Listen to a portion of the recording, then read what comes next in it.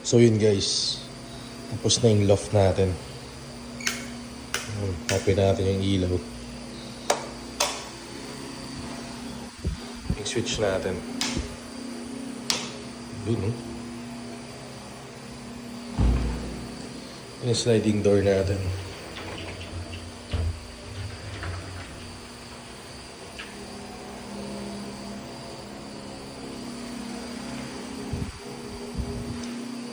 Dito lalagyan pa ata natin ng shelves, pero depende sa diskarte ni Kuya.